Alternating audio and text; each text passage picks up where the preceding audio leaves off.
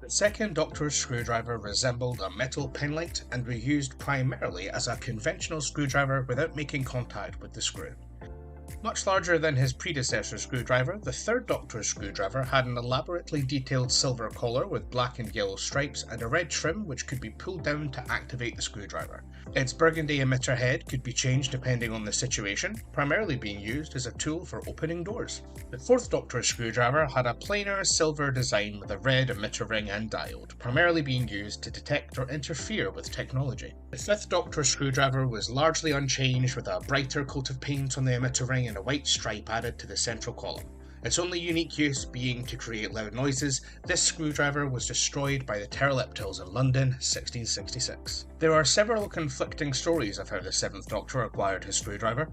This version is silver with a brass trim ring, a flat base and handle, and a red bullet-shaped crystal housed in a silver emitter ring. Sevens and later eights had several functions including scanning bodies for life signs and performing TARDIS maintenance. The eighth Doctor created a new model after the death of one of his companions, later claiming he made this version to do more than open doors and blow up landmines.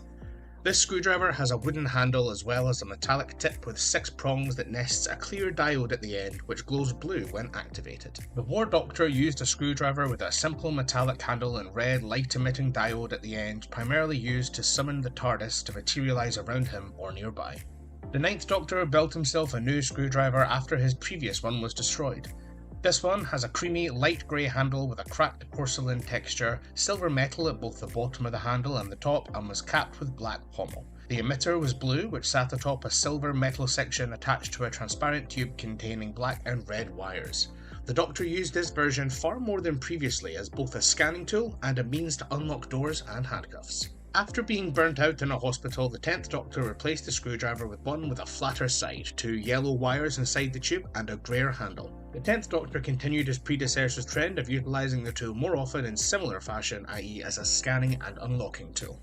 The 11th Doctor's screwdriver had copper plating as well as extendable claws which housed a green crystalline emitter. Being used even more than previously, the Doctor still uses it for scanning and unlocking, but it also starts to showcase more offensive capabilities by shooting beams of green energy. The 12th Doctor, having given this version to Davros when he was a child, showcases his new screwdriver on Gallifrey. It had a TARDIS blue metal handle with multiple emitters which was blue in colour with a ring of emitters that lit up in a circling motion when activated. As the 13th Doctor fell to Earth, her screwdriver fell out of her pocket, never to be seen again. So, in a workshop in Sheffield, she builds a new one with a simple steel body and a crystal tip which glowed orange while in use. Described by the Doctor as a Swiss Army knife without the knife, this version saw a lot less use than its predecessors, mainly being used as a scanning tool. Every Monday, I release a new episode of my podcast, The SGD Show, where I talk about my trifecta of Eurovision, Formula 1, and of course, Doctor Who. The 14th Doctor's screwdriver had wide area dispersal petals, a light grey porcelain textured handle, a cage around the central sonic cluster, and the primary emitter was bullet shaped with bright blue buzz when used. Showcases some unique abilities such as creating holographic screens and shields. The Doctor kept this model with him on Earth. The 15th Doctor showcases a new model more closely resembling a remote control with 2 large bulbous sections joined in the middle with a circular emblem inscribed with a Gallifreyan poem. So far it's been used to open doors, detect a diamond and function as a torch, but I'm sure we'll see it do much, much more.